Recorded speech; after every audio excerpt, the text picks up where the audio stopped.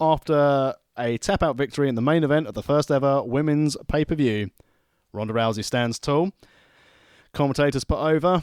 Ronda Rousey does the thing I hate and goes and sucks the face of her disgusting husband at ringside.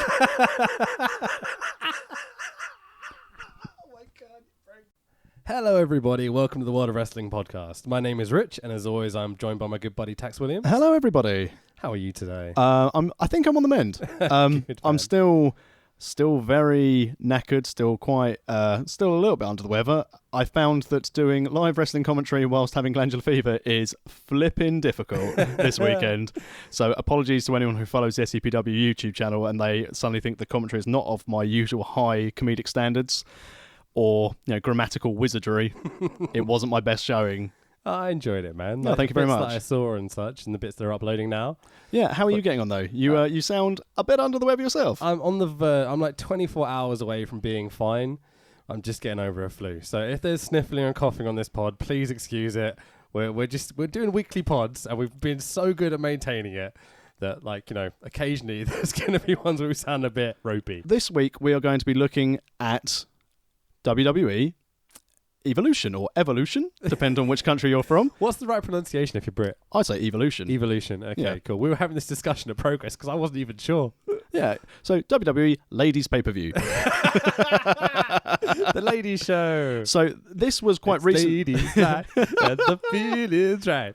So it was October the 28th, 2 days before Halloween.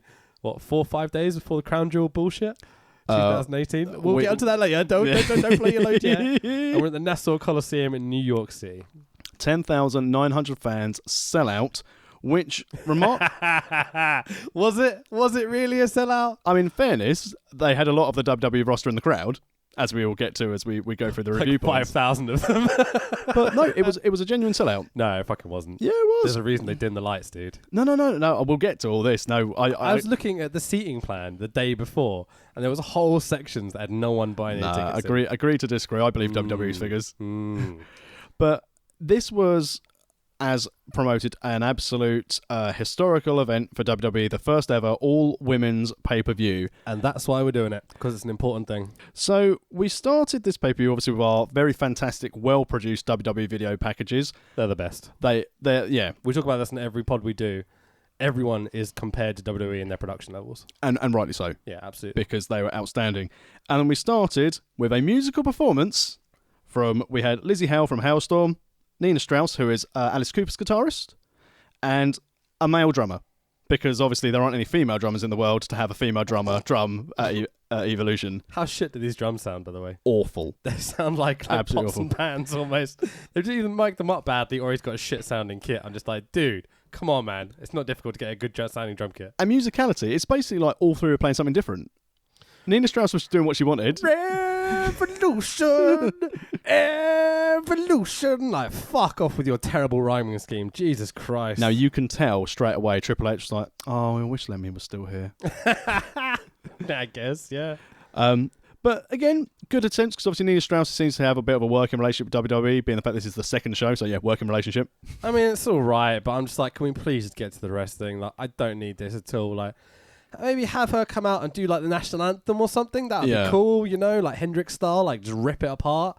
Like, that could be fun. I don't know, but I don't know. This performance did absolutely fuck all for me. No, awful song, awful get-go. But I'm not here to watch a live band. I'm here to talk about the pretty good wrestling. Absolutely. So, can we talk about this introduction to the show as well? Yeah, far away. Because, I mean, we get a bit of a voiceover from Steph mainly, because obviously Steph created women's wrestling. She did. Absolutely. No one will ever argue this fact. They used the kind of the amount of kind of buzzwords in this opening package.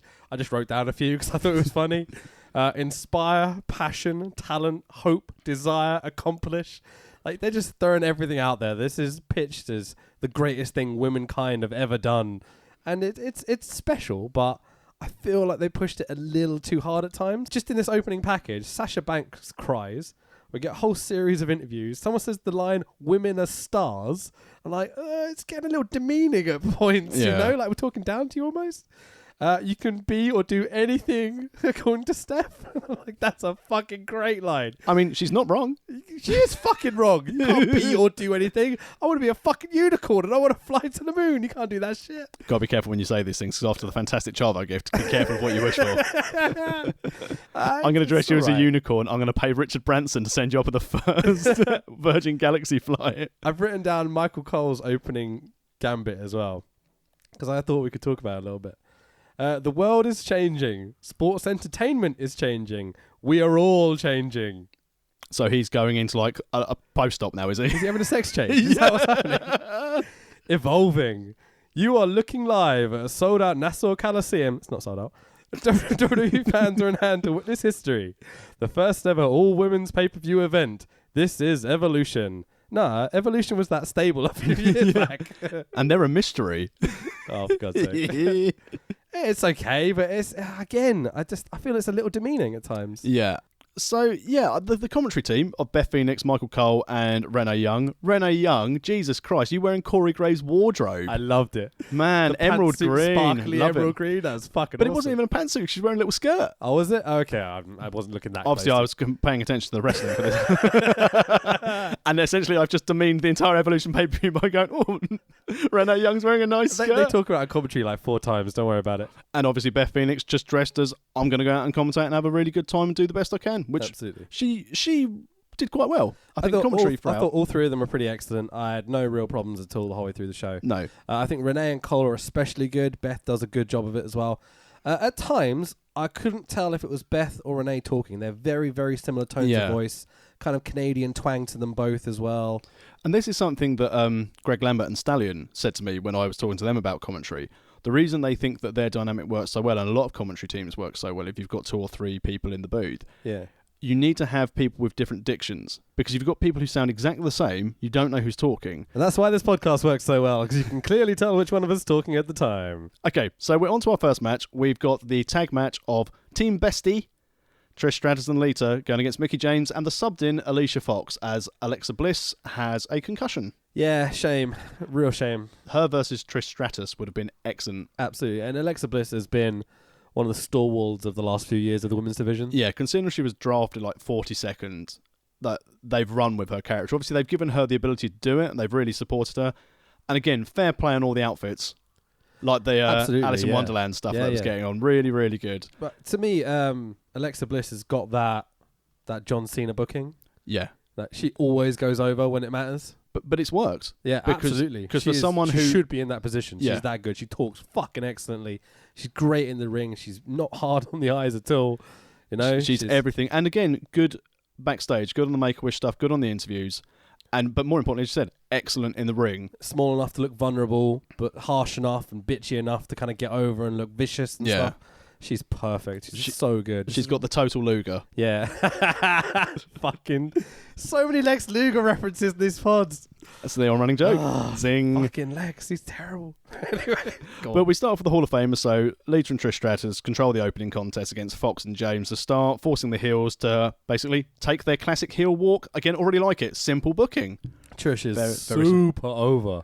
Yeah, I mean, the pop that she got when she came out. Lita still got like 80% of the pop Trish did, but yeah, but it exploded for her. As the match went on, we got a lovely bit of well-timed interference from Little Miss Bliss. Yeah, pulling Lita off the top rope and preventing a moonsault attempt.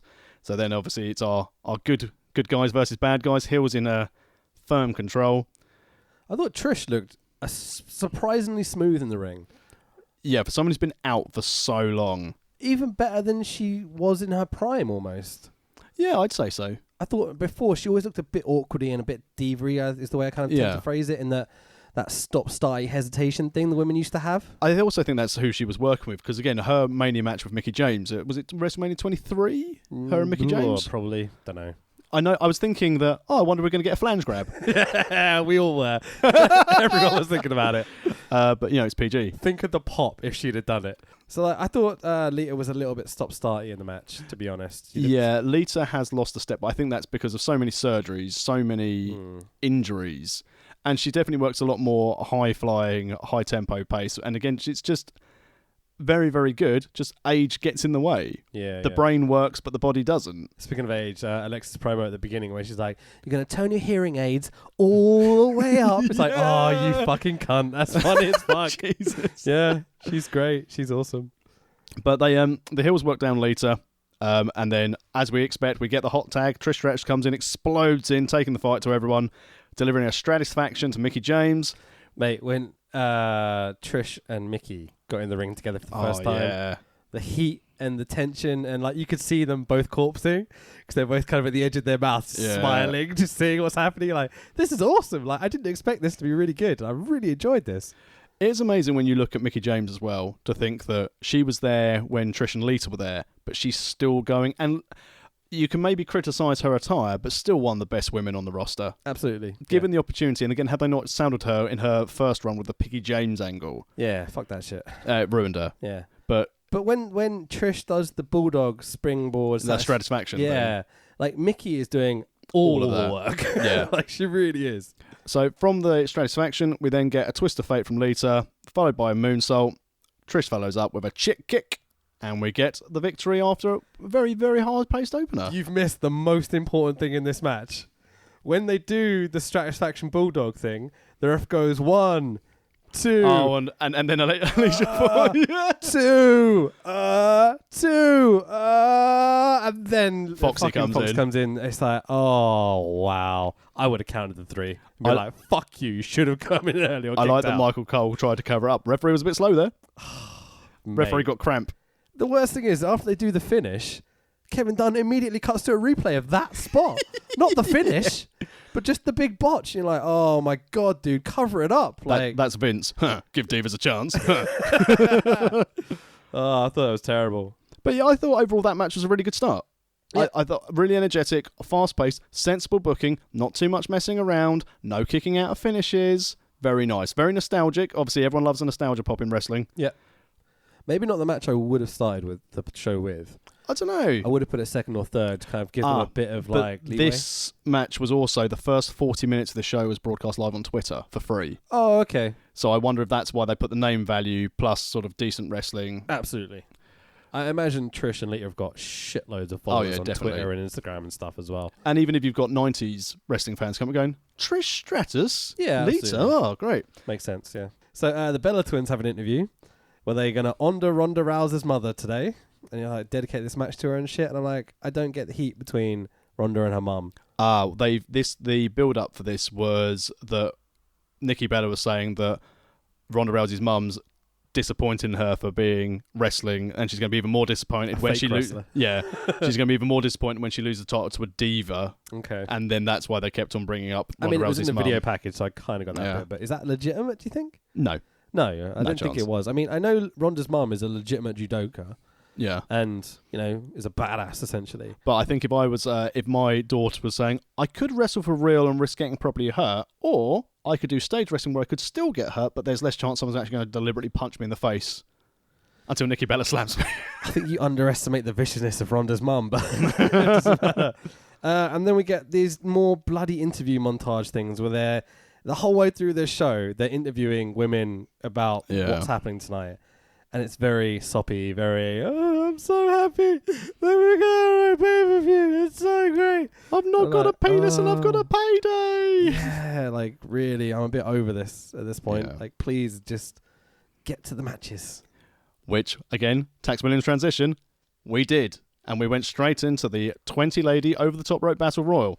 I will list off the competitors, but first, I had a horror moment when I was watching this. Okay. Because every woman got their entrance, and on the Titantron, up popped up the word Brooke. And I thought, there's Brooke Hogan! What the fuck?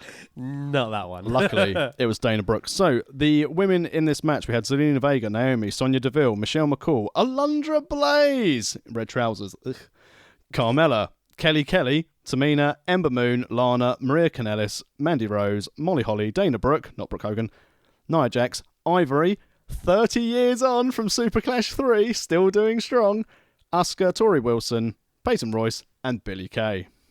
It's a nice lineup. And a lot of those women are pretty good wrestlers. Absolutely, yeah. Even Molly Holly was still one of the best wrestlers of her time as well. Yeah, I've had a few people that said this to me recently. I never really got the whole Molly thing. Like, she's good. I don't know.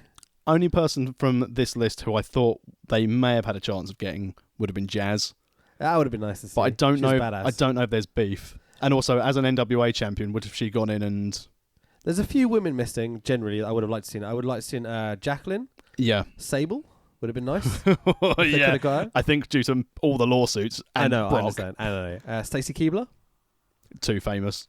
But it would have been nice to have got these women on this show. They were important characters throughout their lives. Throughout their lives. The lives of the women's division, if you let me finish my sentence, you prick. So the winner of this gets a future championship match of some sort. Yeah, we start off, as all the ladies enter the ring, we're left with the Iconics. Oh my God, they're the best. They're so funny. I enjoyed it very much. So they started cutting a promo before the match, running down Long Island and basically saying they're undeserving of historic pay-per-view like Evolution.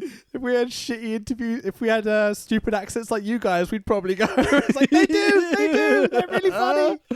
Oh, I love them so much. They're probably my favourite promo people in the whole business. They've done really well. Yeah, absolutely hilarious. I think a lot of people criticise them because they go, oh, it's rubbish. It's like, no, this is literally, they're supposed to be annoying and they're doing it really well. And they're insanely talented in the ring, both of them as really, well. So really it's like good. they're the best of both worlds for me. And also fell foul of WWE booking when they did Super Showdown Down Under because they won. Why do they go home and win? You don't win at home. Absolutely. So after the promo from KM Royce, they enter the ring and that earns them everyone basically circling around them, launching them over the top rope. They got the Big Show / Andre the Giant / Mark Henry / Kane treatment where everyone double teams them, gets them out. But is it double teaming if there's like 18 of them? Multi-team. Extra time multi-team.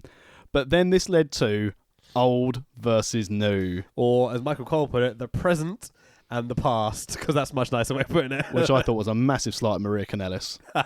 Fair point, yeah. Sorry, Maria. No one remembers you now because all that happened, you signed a contract and then went and got pregnant. Was she on the past side of this? Yeah. I would have thought she'd be kind of meandering in the middle somewhere. Cause, Which is a shame because when she was doing her stuff in ROH, she was getting so good. Absolutely. Absolutely brilliant.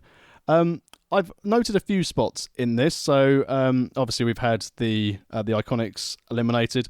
Mandy Rose and Sonya Deville team up early and they eliminate Molly Holly while the stars of yesterday and today, as I put it, pair off. They continue their dominance. They throw out Tori Wilson before Mandy Rose eliminates her buddy Sonya Deville. Indeed, yeah. Turns out if you do an episode of Ride Along, you can't be friends anymore. Okay. Next big spot for me, Maria Kanellis doing the massive DDT to Nia Jax, and at that stage I thought, she's still got it, then ruined it by following out with a Bronco Buster. The worst Bronco Buster I've ever seen. I've seen that in clubs in Holland. After this element, Nia gets her revenge by eliminating Maria. Yep, very nice. After a bit of teasing and a bit of beatdown, we get Nia Jax and Tamina staring each other down before then doing the usual thing of... Let's do it together, okay? Yeah, 3, 2, 1. I love it so much. Carmella and Ivory do their little dance bit for dance breaking into the ring. And at that stage, that's when I was thinking, Ivory was wrestling, has been doing this, and obviously she's not compared to now, but 30 years and doesn't look any different. Okay, fair enough. She did a great job in the ring. She looked a little ropey at times, I'm going to be honest. I thought. I didn't say that her wrestling was any good. I was just saying she doesn't look any different for 30 years. She hasn't aged a bit. Yeah, I meant in both ways. Her ring gear wasn't great. I get the impression she's turned up and basically found like her outfit in lost property. Okay. Here you are. Here's some generic wrestling gear. Cheers, Ivory. A little harsh, maybe. I wasn't a fan. They do an awesome 8-woman Shikara suplex spot as well. That was really nice. That was really fun. Yeah, I'd love you to see that. I like how... One of my favourite things about this Battle Royal in general is that it was paced out really brilliantly.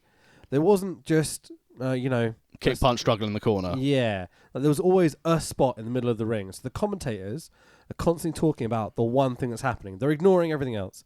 There's no just random eliminations. Everything is very carefully paced out and studied out. We'll talk about the eliminations in a minute. But, I thought it was absolutely brilliantly done. This is one of my favourite matches on the whole show. Yeah, I think the best Battle Royal I've seen in years, if not best... Just pure battle royal, because you said there's no cluster. Everything had a purpose. Absolutely. Michelle McCool looked outstanding in this. That big boot, my God. I don't know. Yeah, okay. Yeah. I have no great opinion. I thought she was really good. Yeah, she was all right. I think there's girls that are better, but like I don't know. I just don't get why she's getting these spots. Undertaker's misses. Well, yeah, maybe. And also had a prevalent role in the Divas division with her and Layla. Yeah, she was prevalent at one point. But it's like, why is she getting this heat now? Like, whatever. There was only one little bad bit in this match, and this was when Ember Moon picked up Carmella to do something and just span him around. I can't remember what Michael Cole said, but it was something like, oh, that wasn't that effective. I think he said that was unique. No, that was it. That was I unique. think it was that. So Mandy gets eliminated by Ivory and Mella. There you go. And we're down at this point to Nia, Ember, McCool, Ivory, Asuka, Dana, Tamina, Naomi, and Mella, who are still in the ring. So most of the Battle Royal. Nudge, nudge, wink, wink, who are just in the ring still. Because there's one person who's not in the ring that we'll get to in a moment. So, should we run through these eliminations quickly? Yeah, go ahead. So, Ember eliminates Dana, Ember eliminates McCall, Tamina eliminates Naomi, awkward, messy spin on head thing with Mella and Ember, as you talk about. Ember eliminates Mella, Asuka eliminates Ivory. 4 left in the ring. We've got Tamina, Nia, Asuka, and Ember. And there is a huge standing ovation at this point. Yeah. Because it has all been really, really fun up until this moment. Yeah. And I think sensible Final Four. Absolutely. These are the when this started, who do you think was going to win it? Nia Jax. You thought Nia was going to win it? Most logical. I was Ember or Asuka. Yeah. I mean, Ember Moon's brilliant. Yeah. I thought this was Ember's moment, maybe. Yeah. She's got... I'm a big fan of Ember Moon. I think she's going to be the next one to step out with people like Charlotte and Becky, where people are going to really, really buy into her. Yeah, definitely. So, I mean, we get Asuka and Ember, and oh my, they tear each other's heads off. And then Ember immediately eliminates Asuka out of nowhere almost. She just literally throws her over the top rope after a kind of Irish whip spot. Kind of threw me a little bit. I thought these two would be at least struggling to eliminate each other. No. Asuka, Vince McMahon. No. Yeah. They've dropped the ball hard with Asuka. That ball's just gone. Yeah. They've lost the ball. Such a shame, man, because their build-up in NXT and everything was perfect. Yeah, ruined. Yeah. Unfortunately. Such a shame. So the whole arena at this point is chanting, "Let's go Ember." Like, she is super, super over. I think, honestly, Ember is going to be a huge fucking star in a few years. Yeah. She seems like she's right on the... she's on the cusp of it, isn't she? Yeah, I was going to say the Eclipse, but that's her finish. So we get the Eclipse stunner, and she eliminates Tamina. And we're down to Ember and Nia to a huge ovation again. Like, they've really worked this match excellently to get to this point and have everyone on their feet cheering and clapping and everything. Again, whole arena is chanting, "Let's go Ember." And then Zelina Vega, out of nowhere, jumps back in the ring. And she tries to eliminate both of them and celebrates prematurely, which I think is hilarious. I love Always this spot. good. Because then Nia gets back in the ring and you get that amazing imagery of huge Nia and tiny Zelina Vega looking down at each other. It was almost... Volta Bait, Hogan Andre. Yeah. It got to that point. I was like, oh, that's a beautiful image to have for years of montages to come. I like Zelina Vega as well. I think she's got a huge upside. Absolutely, yeah. But again, smaller woman wrestler. Alexa Bliss, smaller woman wrestler, but a bit more feisty. I don't think she's a champion anytime soon, Zelina Vega. No. But she has a place. And she really does have a place with Andrade Cien Almas. Oh, she's excellent with him as well, yeah. After Miss Vega returns and gets sent over for her troubles, she gets wrecked by Nia. Absolutely destroyed. This press slam they did when Nia picks Zelina up, throws her, taunts like maybe going into the crowd like kind of Spike Dudley or something, which would have been fucking awesome. Just lobbed her into the 4th row. But she goes to the entranceway, lobs her into Tamina. Zelina like bounces off her and then falls like head first on the floor. Like, you poor woman. Tamina at that stage is like, nope. Not catching her at all. I'm not Murder Clown. I'm about to say, let's all be like Murder Clown, please. Let's catch people, not just bounce them off each other. So after this, Ember Moon looked to follow up, take advantage of the distraction. Her momentum sadly was used against her. Nia have slammed her to the mat. That huge big choke bomb she did. Yeah. Like Halla Wicked style. That was really cool. Absolutely brutal. And then Nia dispatched Ember Moon to become... or not number one contender, but earn a future Raw Women's title match. Absolutely. She's very, very smiley after the match. She can't hold it in.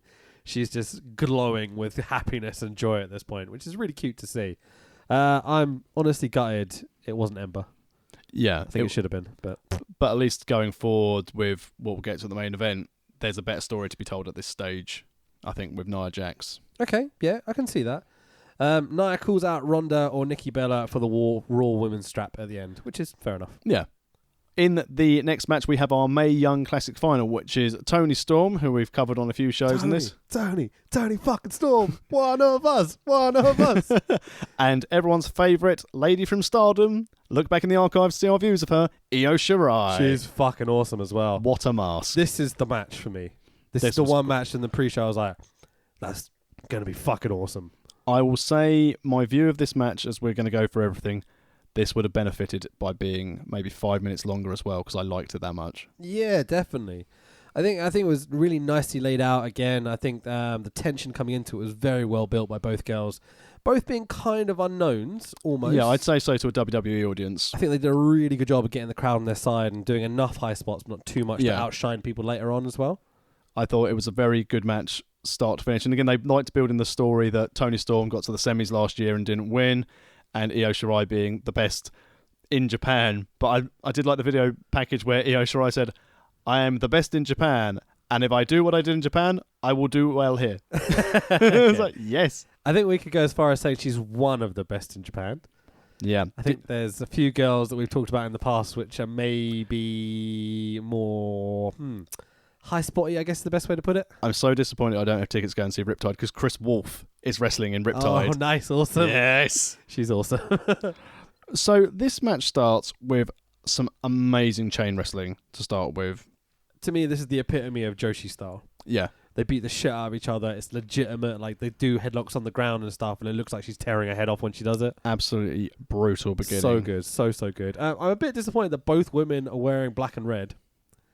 We've said this before, but exactly the same gear. Like, with the same straps and, like, what would you call it? Like, studs? Yeah. All over their shit. Like, exactly the same looking. Like, way too similar. I mean, it's not difficult to tell the difference between the two. One's from Japan, one's from Australia. But it'd be nice to have very different gear, you know? It's not of the level of Iceman King Parsons' gear. No, definitely not. Shout out to Iceman King Parsons. I know he listens to the pod. Oh, yeah, of course. Is he alive? I don't even know. Yeah, he is. Okay, good. He recently had a photo taken with Colt Cabana. Oh, really? Yeah. Excellent. Love it. But this chain wrestling to start with was interrupted when Shirai put a submission on Storm, and then she again had to fight from underneath. We then got a massive suplex from Shirai onto the back of her head. Oh my god! At that stage, it was like, wincy. Proper head droppy, strong style situations. Like, yeah, awesome. Storm continuing to build up momentum. Drop kick from Io Shirai sent Storm back to the mat. I like the fact that Michael Cole at this stage and throughout the match kept on saying that Shirai was the goddess of the sky. Yeah, it's a nice touch. And then she hit a moonsault from the top rope onto Storm on the floor. What about this German on the hardest part of the ring tax? Someone called me out of this on commentary. Did they? They said, surely the ring post's the hardest part of the ring. And I responded by saying, I've checked my commentators manual. I can assure you that's not true. Excellent, mate. I was talking to Dan, who's a former pro wrestler this week, and he was saying that, yeah, it sucks. It really sucks having anything done on the apron. It's not like a fake thing. And my question was, surely they pad it out nowadays? No. You think they fucking would, WWE especially. They've got this massive ring. Just put some padding on the outside of the ring. Why would they? It's the hardest part of the ring. Oh, fuck's sake. Why ruin the gimmick? Why ruin the fact? Anyway, so after Io Shirai hits the moonsault from the top to the Storm on the outside, to Storm on the outside, Storm's able to regain control of the match until Io Shirai hits back with a lot of, I wrote here, strong style strikes. The shote to the face. Yeah. The big pump. So she goes, shote! Like, it's fucking awesome. I think that just knocked all of my teeth and all the fake ones down my throat. The tooth fairy would have been visiting me in the bathroom after that. Nasty clothesline from Toni Storm. Followed up with Storm Zero. And then, she kicks out at 2. First false finish. Oh, third match in. Well, it's the tournament final. Yeah. I think they're entitled to it, you know? Yeah. Io Shirai fights back, blasting Storm with her. Dying it up all the way from Japan. She's a big fan of Rey Mysterio, as Michael Cole told us. 619. Excellent. And got a springboard sunset flip. That was so cool. Really I marked nice. out like it's such a simple thing. But like seeing a small girl dive more than halfway across the ring to hit that sunset Absolutely flip. beautiful. That was fucking ace, man, yeah. But Toni Storm kicks out. Shirai looks to move up for a moonsault. Storm gets the knees up. Deliver the Storm Zero for probably the most important victory of her young but also quite tenured career. Absolutely, it's right up there. I love the way when Io jumps up to that top rope, She kind of poses in the superhero sort of pose before she does it. Really, really cool. But then that gave Tony that time to realise to get her knees up, making both girls looking strong and such, you know? Yeah. I thought it was important at this point. I think the right person won this as well for future development. Absolutely. I think Io Shirai is going to be fantastic in NXT. It was stiff. It was nicely paced. It was just fucking brilliant. Honestly, like a perfect Joshi-style match for me. Yeah, one of the best women's matches I've seen. And I think had that been able to go 5 minutes longer, that would have been an absolute classic. Absolutely, man. I think they were rushed a little bit for time. I'm chuffed. I consider her one of ours. Yeah, definitely. Toni Storm. She's been in the British scene for so long now. Progress World Champion on the first time, the Women's World Champion. She's held that belt for absolutely ever. Then dropped it. She's been on the British scene for a long, long time now. I really consider her one of ours. Yeah, definitely. I'm so proud. I was just beaming with pride. And then, obviously, we get the presentation at the end with Trips and Steph coming out with a lot of flowers. And Sarah Del fucking Rey. And rightly so, because... What a boss. Who wouldn't want to train under Sarah Del Rey, male or female? About to Good say, grief. Yeah. She's just one of the best. I'd love to see her in the ring again. Oh, wouldn't it be amazing? Yeah. Just see her wrestle like Alexa Bliss or Toni Storm or even Ronda Rousey. Do you think she'd be tempted ever? I don't think she needs to anymore, but I'd love to see her at least have 1 or 2 matches. But I thought this whole presentation, and again, I like the Mae Young Classic the first year they did it. Yeah. I watched all of it. Again, time, content, I'm sure if I had time to watch this one, I'm sure it would have been very entertaining, especially with Satomura and people in there as well. Yeah, a really good field, and I'm glad they did it again because it gives women on the independent scene, regardless of whatever country you're in, an in. Absolutely. I'm a big fan of these kind of like one-off tournaments and one-off big pay-per-views and such. I think it's a great way to highlight your talent. I mean, the Cruiserweight Classic was great, but the Mae Young Classic's taken to a whole other level, I think. In terms of matches, I thought the Cruisers were better. But I really do enjoy the Mae Young stuff. I think they're better at establishing characters through the Mae Young Classic. Yeah, I think so. I had a bit of a moment here where I was gutted that Toni didn't have that moment at the end of the match of her lifting that trophy in the middle of the ring.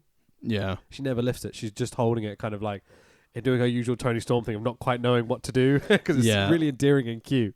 But I wish because you can think about the montages, her lifting that big trophy in victory or whatever. It's odd because I saw British Empire Wrestling tweet a photograph out after she won the Mae Young Classic of her when she did like an early show for them where she's wearing just like pink attire and then she's like running looking angry for a car park. And I was like, but that's where it is. It's people have grafted, and as you said, she is a star. And as I alluded to earlier, it's no disrespect to the NXT UK show, but she needs to be on full NXT, and she needs to be fast-tracked onto that main roster. I agree. There is an element of big fish, small pond. If she's in NXT UK, she will be the star.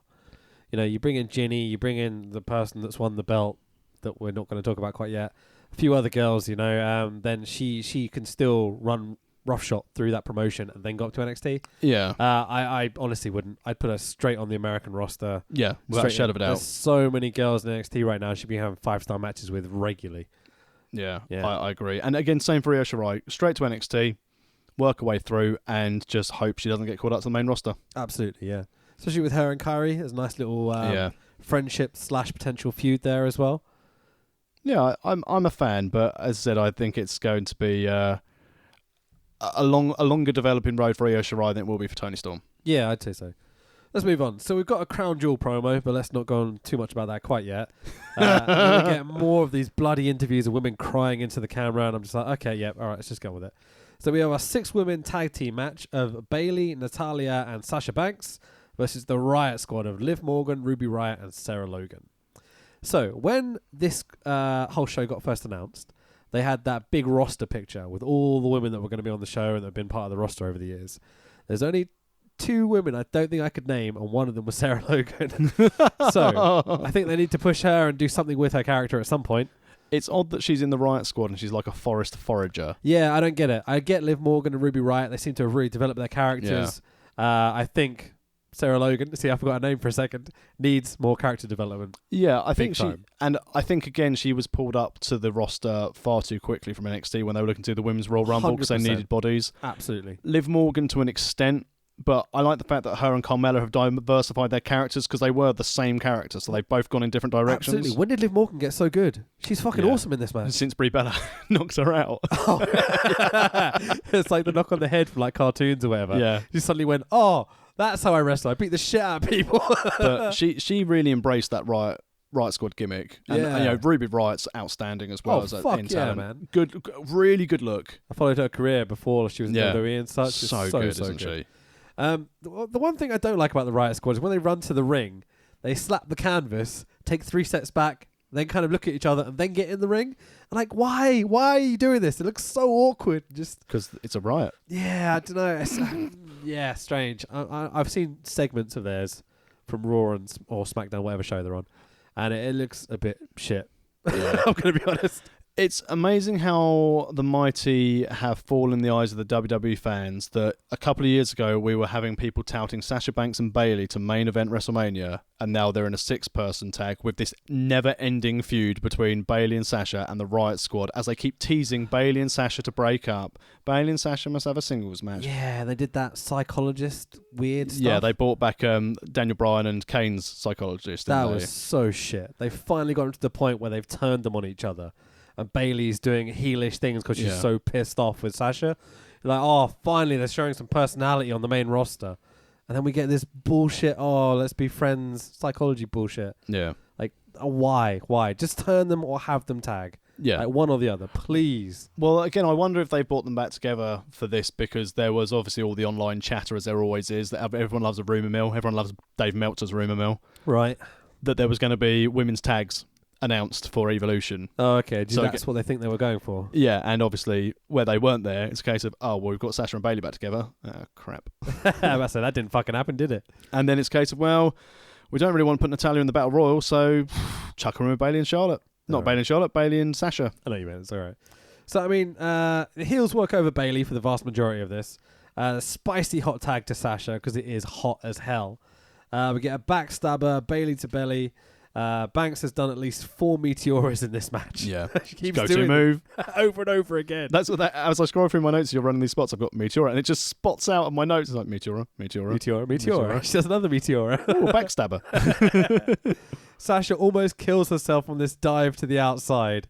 What was she thinking? What happened? She's not safe, is she? Describe this, because I think if people haven't seen it or listened to this in 10 years' time. I just think the best way to describe this is someone trying to fly to the outside, and instead of just trying to get air as they jump and land safely, House show dive level almost. yeah. She decided what would be really good is at full velocity to try and spike herself. Yeah, absolutely. And it's just scary to watch her. And the problem is with Sasha Banks is, again, because she's quite a slight lady, you see some of these moves and how she lands and you think, how are you still walking? Absolutely, man. Her career isn't going to last long if she keeps doing things like this. Well, the heels catch her after she spiked herself and chuck her into the guardrails, which looks vicious as hell. And also, note on the guardrails, really nice that they had the metal guardrails. Yeah. I like that, and really nice touch. I thought they cheaped out at first. I was like, it's a nice touch. It makes it different. Yeah. You know, I don't know how safe it is. Because the other ones are on a plane somewhere. Oh, do you think that's maybe what it was? I reckon they've got their backup stuff on their way to a country where a pay-per-view is taking place. Maybe. So we get a bulldog-ish, doomsday device-ish by the heels to Sasha, because it's not. Then Bayley lies on Sasha, protect her from Ruby Riott on the top rope. Quite a nice moment, I thought. Yeah, but we've also seen in the past that people pile people on top of each other to do top rope moves. So what you're essentially saying is that I'm going to make it even worse for Sasha when this person lands on me. In kayfabe terms, maybe, but Storyline you can turn, see it what was a they're good going thing. for, you know. Yeah. Ruby does a top rope senton anyway, takes out Bayley. The heels can't catch Sasha in any moves at this point. She keeps avoiding them. There's like 4 or 5. She can't get it. Get a hot tag to Natty. Natty does double sharpshooters to Logan and Riot, which is pretty cool. Yeah, Liv nice. comes in, breaks it up. Liv double stomps Natty in the corner, which looks absolutely brutal. It's like, when's Liv Morgan doing double stomps suddenly? Like, where did this come from? Absolute beast in there now. She's doing great. Massive powerbomb by Natty, the macho elbow by Bayley, Eddie Frog splash by Banks, and the 1-2-3 for Natalya, Bayley, and Sasha.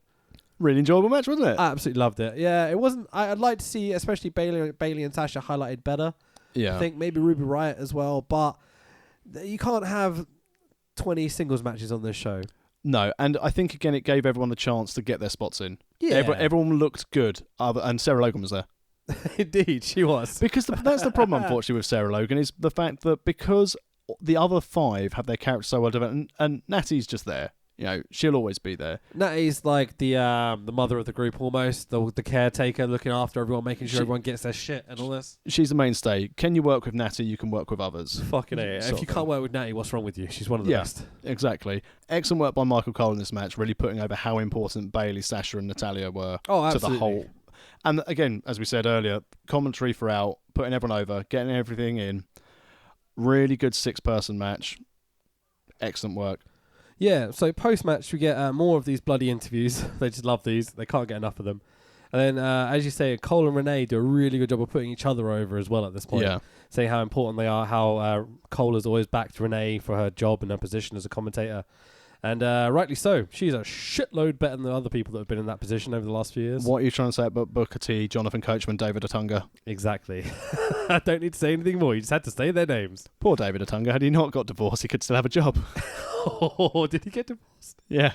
Well, fair enough. I didn't even know that. Well, Total Bella, isn't it? Can't wait till we review a Total Bella season finale. Fuck's sake. It's the best thing on TV. We're not doing that. If you really want us to... no. But to be fair, bad stuff is usually best for podcasting. So if it is terrible, then yeah. But isn't it well produced and such? Yeah, why not? But on a serious standpoint, before we carry on, as we said in previous shows, if there's any shows you want to cover, if you've got any feedback, anything you'd like us to talk about, find us on our worldofwrestlingpodcast.com is our website where you can find all the links to all our archive pods. If you want to communicate with us on Twitter, we're at World of Rest Pod on the Twitter. Probably the best place to get us to. Yeah, I'd say so. And again, thank you very much to everyone who has followed us, interacted with us, sent us messages, sent us nice comments. It's really good. So thank you very much. Yeah, I mean, we've got to the point now where I'll daily have some sort of message or whatever about the pod or asking us questions or something, which is absolutely lovely. I really love, don't request shit shows. Actually, do request shit shows. They're the best. Don't request boring shows. We're also looking for requests because, again, heading into the Christmas break, we might have a break. We might pre-record some bonus episodes to release as we go. So if there's... Don't give too much away here. If there's any movies as well that you may want to be okay, I'm off released, doing a movie, yeah.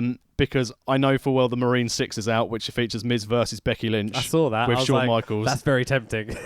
So I'd be quite keen to do that. But also, because I hate him so much, I'd be quite keen to see if anyone would like us to do the Marine 2, which is Randy Orton. God, I'm not sure I can tolerate it. Me neither. That's why I think we should do it. All right, okay. Well, we'll see. But as I said, thank you very much, everyone, for all your feedback. It's been really, really good. If you do like the pod, give us a like, give us a share.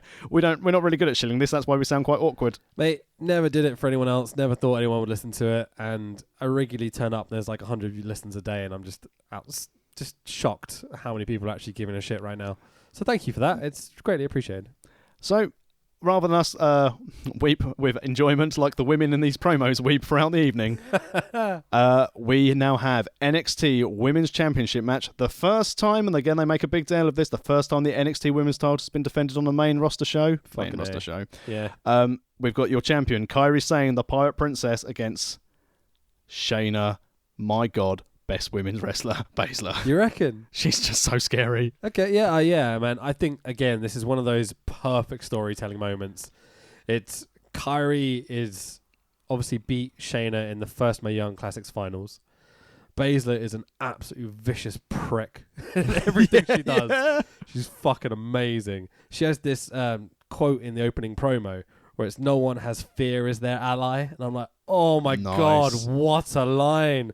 Like, whoever got that, or if she wrote that, fuck me, that's amazing, because it just sums her up perfectly. She's terrifying, and fear is her ally coming into all these matches.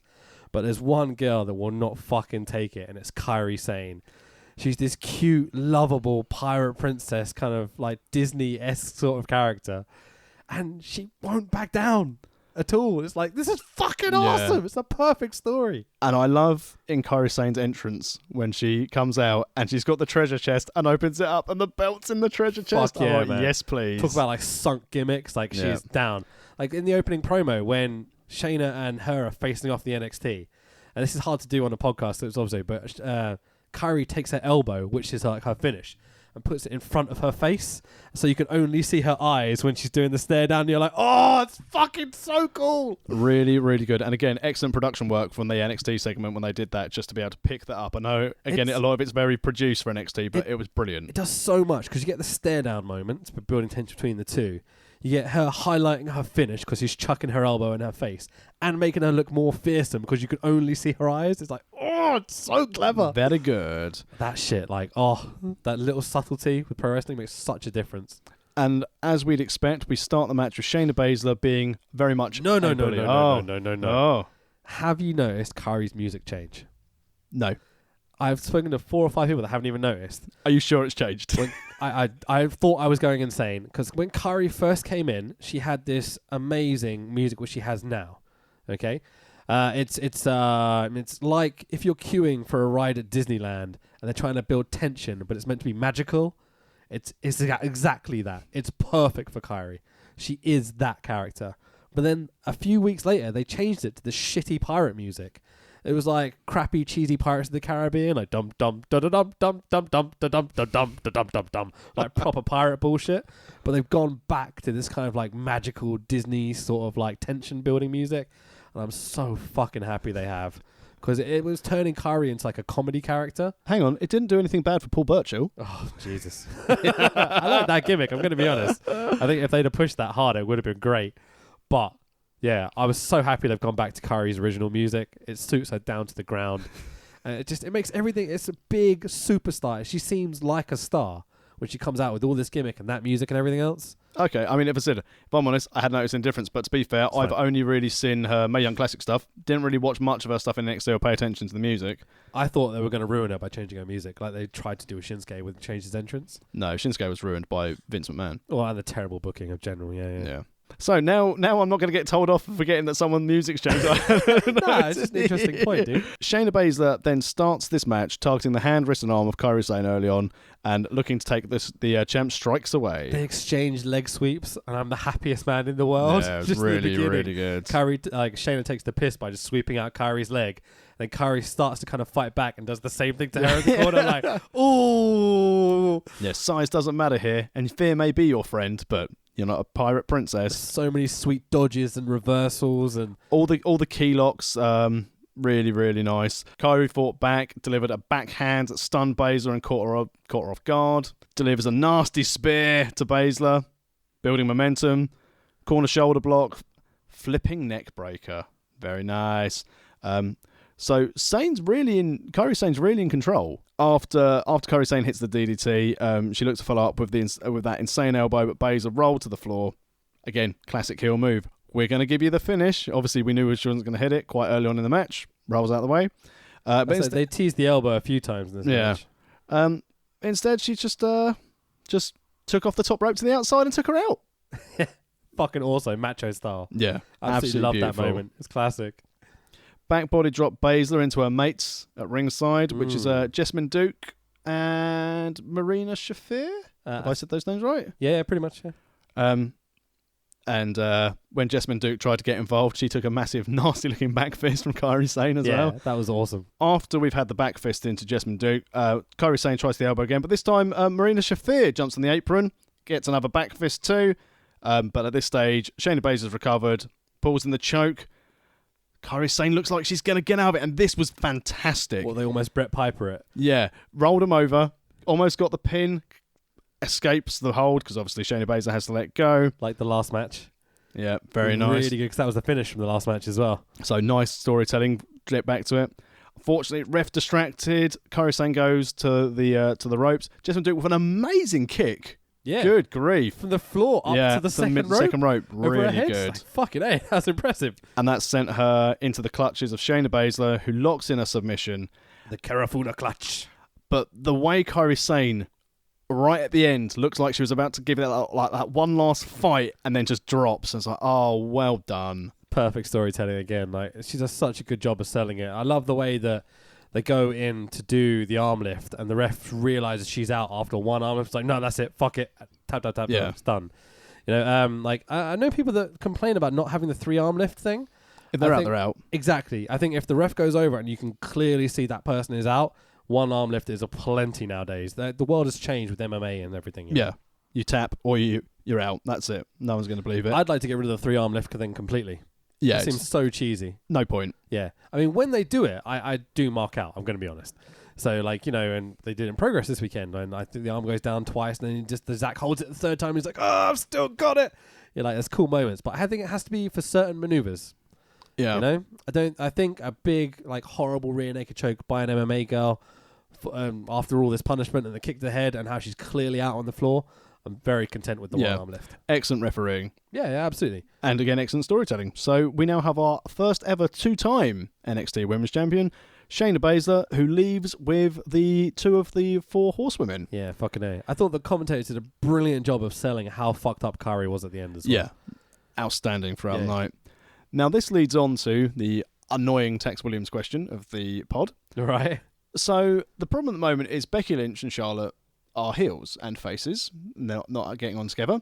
Ronda Rousey is a top face. Survivor Series is around the corner. Yeah.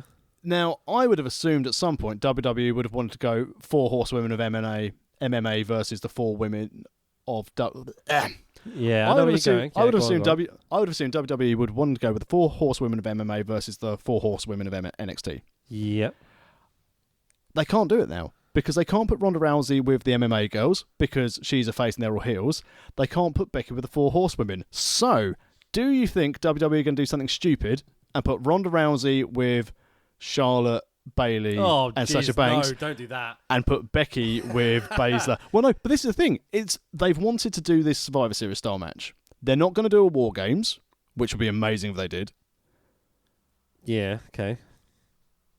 There's a simpler story. I've thought about this a few times. Well, I know you've said about the simpler story. We've covered it before with how they're going to go with that. Shayna turns on Ronda. Yeah. Easy. But why would Ronda, other than, they're my mates? Because Ronda beats up all 3 of them. She's Ronda Rousey. No, as in like from storytelling wise. So obviously she's a good guy. Because they're jealous of They're Ronda. bad guys. Easy. No, but why would she tag with them? Because they're bad guys. Well, she's not tagging with them. No, but for Survivor Series, this is what I'm saying. No, I'm saying that doesn't matter at all. I'm saying just any show, any no, that's what I'm saying. Anytime. Oh yeah, no, definitely. Ronda's in the main event of whatever pay-per-view or show it is. WrestleMania. Maybe. Shayna comes out to ringside like she's going to help Ronda because Ronda's actually in trouble for whatever reason. Maybe an injury, maybe a cheating thing. Yeah. Maybe Nia Jax has squashed her fucking face or something, you know what I mean? Because that could happen. And then Shayna comes out, chokes the fuck out of Ronda, rolls her in the ring, Nia pins her. Easy. I'm not denying that, but that wasn't what my question was it? I think the question's bullshit because it's based in the place of it's not going to happen. It makes no sense. Well, that's what I'm saying. It doesn't make any sense, but do you think they're still going to be stupid and try and do it? Nah.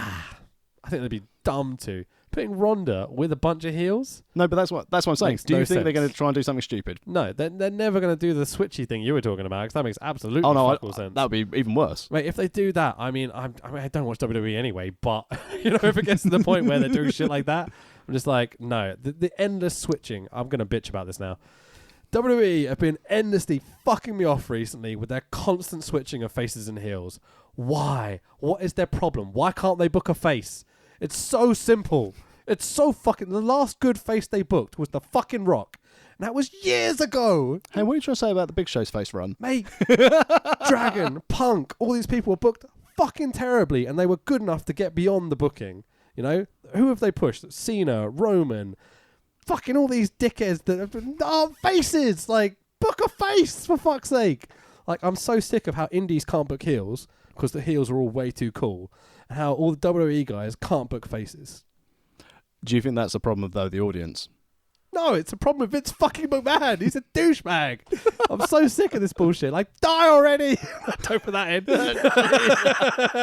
in. No, just really, I'm so sick of this. This could be awesome. The whole way through, even this show, like, they can't book faces. No. They have no idea how to do it. It's like they've completely forgotten. I mean, that was quite something. From something I was just, just throw a little Survivor Series question out there to... It won't happen, and they're shit. I mean, am I wrong? I think they've done quite a good job of booking a John Cena face because now people miss him now he's not there. Put it this way. Who is the current top face of WWE? Well, regrettably, no one. My point proven in one sentence. But that's only because a man is poorly. Okay. Then it would be Roman. Roman. So Roman, yeah? Yeah. Roman gets heel heat every time he comes out. But he gets Make-A-Wish, he gets TV, he gets merch sales. That's not how you book a face. It's a different business. What do you mean? Do WWE care about their live... They don't. They care about the casual fan. They don't care about what we like because they're fucking idiots then because they're losing their viewership. Because we'll give them the money... Well, I'll give them network money regardless. Indeed. Okay. The World of Wrestling podcast... The thing is, I don't think you're wrong. I really don't think you're wrong, but wouldn't it be better if they had a solid top face? But then if you look in NXT, who's the solid top face there at the moment? Mate, I can think of like 4. Okay, let's do this. Aleister Black. Okay. Super over, top face. Johnny Gargano was, but they fucking turned him heel because they're dickheads. But he was getting booed. Come on, dude. And Johnny Gargano is a face. He will always be a face. He's crap as a heel. I think you finished that sentence with too many words. He's not bad. Okay. What faces? Okay. What's his name? Velveteen. But he's more of a tweener. But this is the thing, right? Modern society, you don't have to be Hulk Hogan to be a face. But that's the old style face you're saying about booking. The kids want the superhero. They're not booking for us aging men. They're booking for the kids. The kids want a superhero. That's wrong. It is wrong. Yeah. But you should book for your audience, and your audience includes a fuckload of older people. But that, again, is the problem. The audience will turn up. For example, like we're doing now, I agree with you that the booking and the character building has been god-awful for about 20 years. Okay. But I have still watched WWE for 20 years. Yeah. I'm probably still going to watch WWE.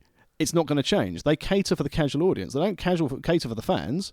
People go to WrestleMania and fly over the road. It's not because they're going to see Roman Reigns. They go because they want to go to WrestleMania. Is that why their numbers are dying? Well, their numbers dying, but their business profits are going up. Why though? Because of how they do things. Because of their social media. Come on, let's be honest about it. Why are their numbers high financially right now? I mean, you know the answer. Say the fucking answer. Be brave. Even before Saudi Arabia and that dirty money coming into WWE's coffers. Blood money, yeah. Allegedly. Hi, Crown Prince. Nice to see you. I was so over with the Saudis. The fact we started every pod with the joke for the last few weeks of our beef with them. They give me $8 billion or whatever it is to go over there to wrestle. I'll fucking kill myself for them. I don't care. I'll do it. Let's move on from Let's finish this fucking pay-per-view, Jesus. Let's move on from this discussion, and I will let you die slowly as I go through my poor notes for the play-by-play for the last women's standing match between Charlotte Flair and the man, Becky Lynch. What a fucking match, bro. Absolutely brilliant. This is... I can't find fault in it. No, it's fucking brilliant. Like, if you don't like hardcore wrestling, I can see why. Maybe you don't like the chair shots, the table spots, whatever it is. But there's a feud ender, and there's 2 women going out, proving how they should have been the main event. Yeah, boy. Yeah, I think...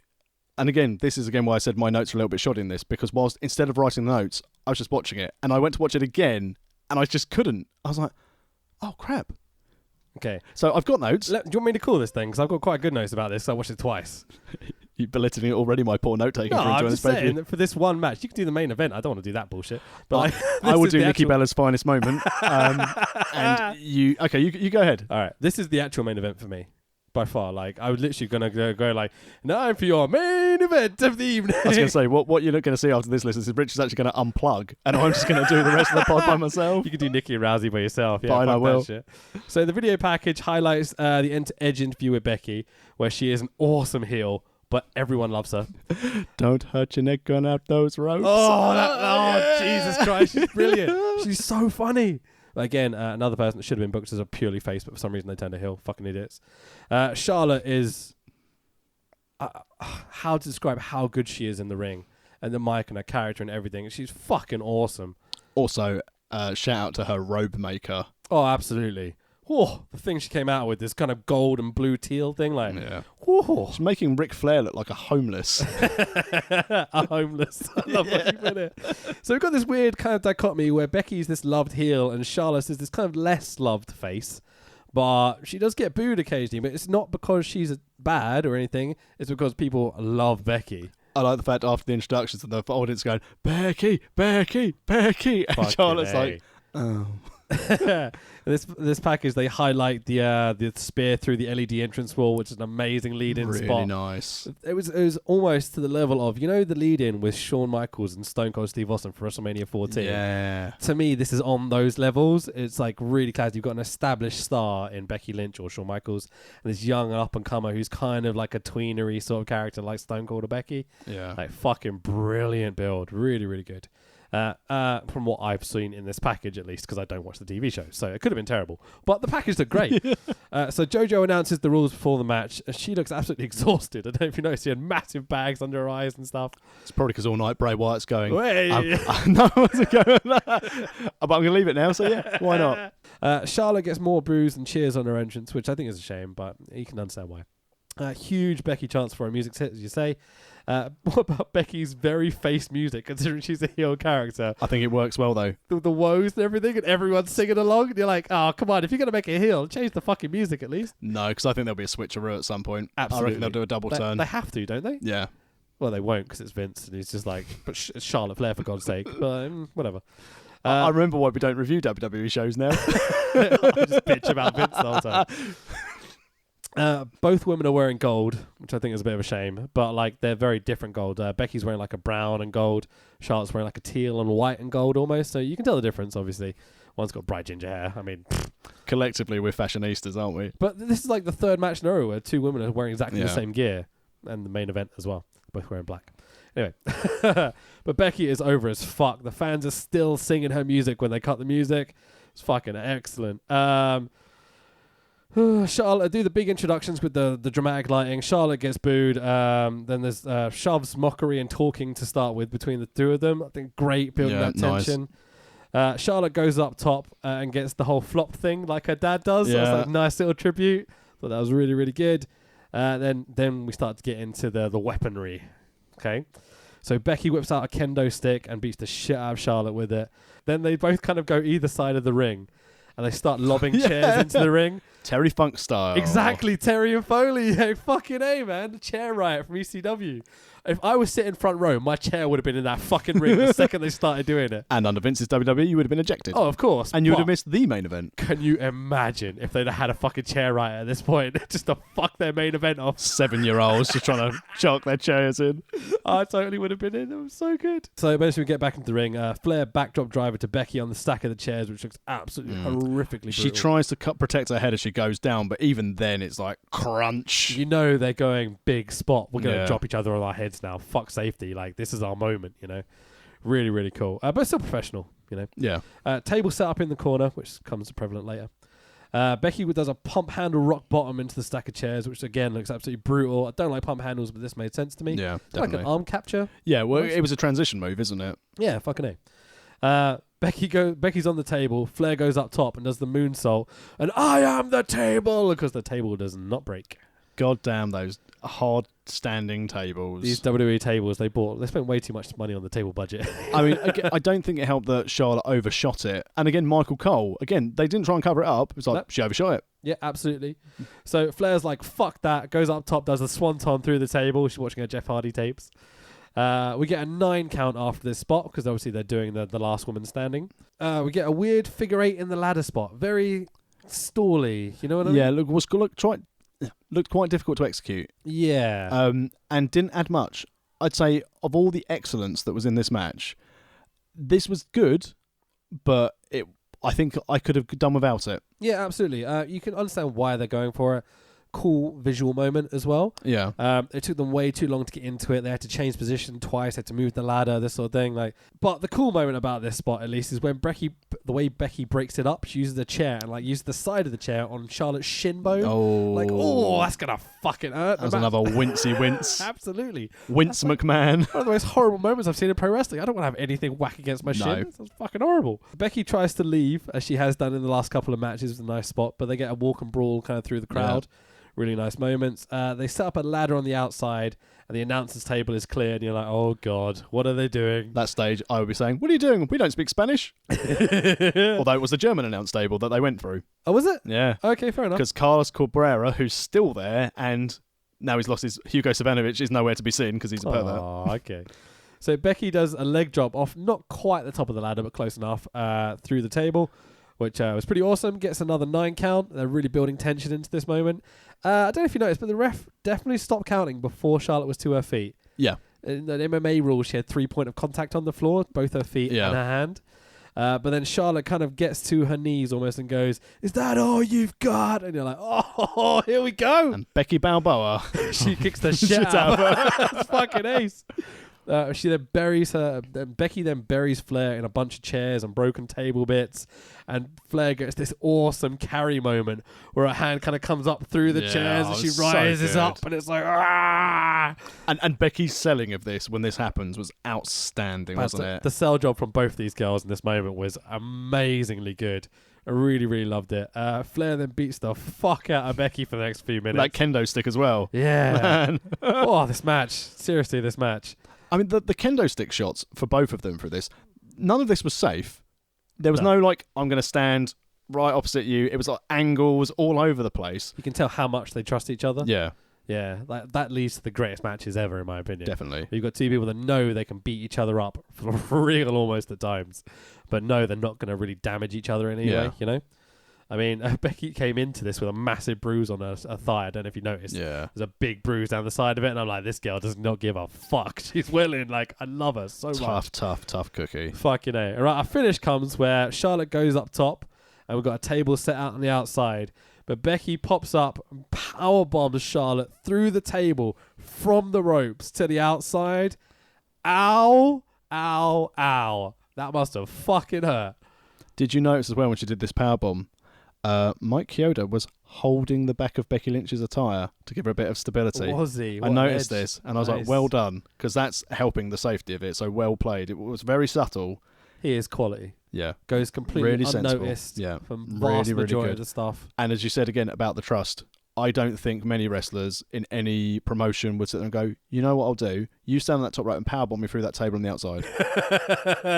No, I'm not sure I'd want to be honest. I would not trust anyone to do that to me, especially now I can't even wrestle. Yeah, but Charlotte takes some hellish bumps in these big shows.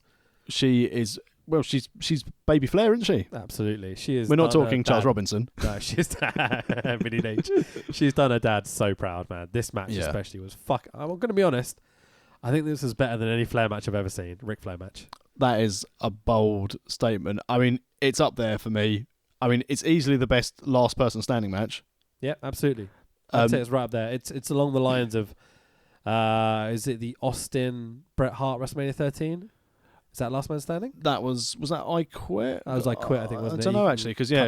Don't worry, just cut out. Well, no, but the fact that a match where two wrestlers are in so much peril, again, it doesn't matter if it's not Last Man Standing or not. The fact is that peril and then the finish, which I'm sure you're going to get to.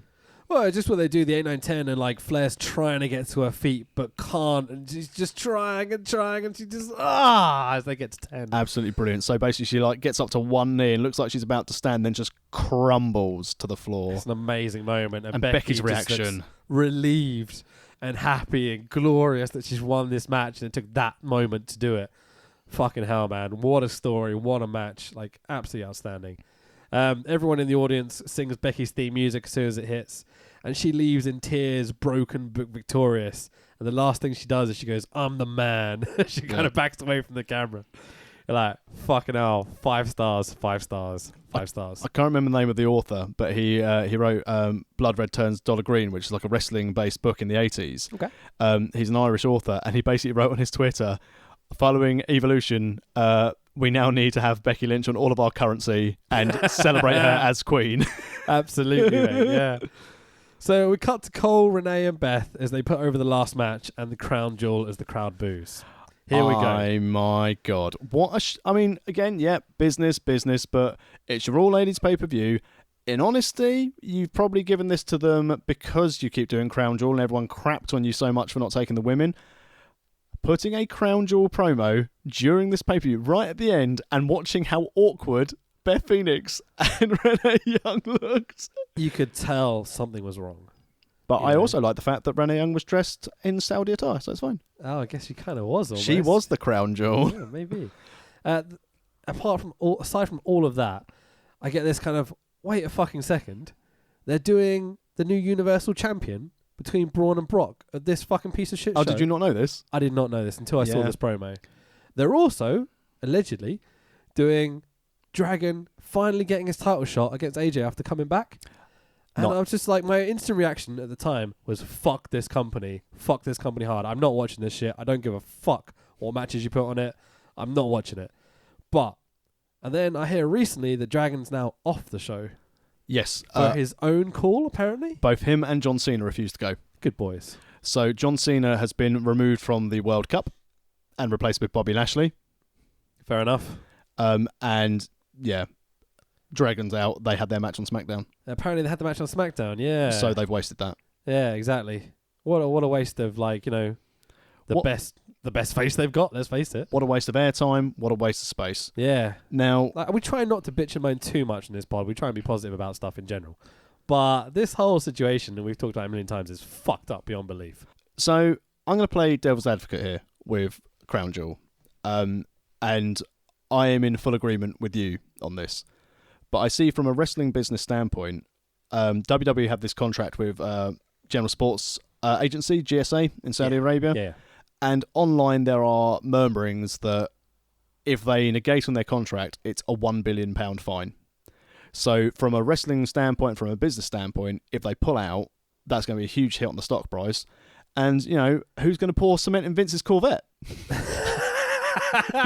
Nice. Thing is, those numbers we're talking about there could not only kill WWE or give them a harsh time, it could really, really damage the wrestling business in general.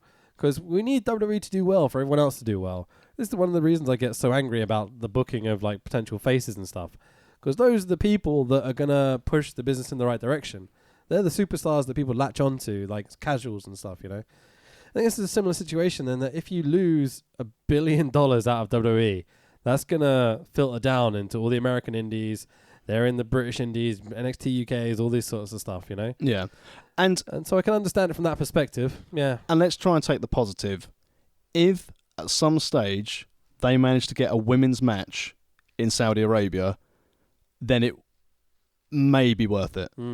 Just to prove that change. Absolutely. But let's move away from what can be perceived as a negative. We then get our wonderful hype video for our main event of the evening. Now, I agree with you. The main event should have been Becky and Charlotte, but there was a massive surge of tickets as soon as this match was announced. All right, that's good. It's Ronda. She's a superstar. I get it. It wasn't that. Well, Bella's? Yeah. You reckon? Yeah, because there were a lot of women cosplaying as Nikki Bella in the audience. The split crowd, and again, I know you are obviously mock Total Bellas and Total Divas, and I watch it because I watch trash. That's fine. I don't really care, you know what I mean? Like, it's funny, I get it. But the fact is, their brand in the States is huge as people. So the fact that putting Nikki Bella on the marquee, when it's not great from a wrestling they're standpoint. people? I'm joking. It's very harsh, but it did lead to possibly one of the best bitchy promos that I've seen in a very long time. Yeah. When in the pre-match package for this, when they had the build-up, where the Bellas were saying that they've been knocking down doors and they're the reason why it's the Bella-lution.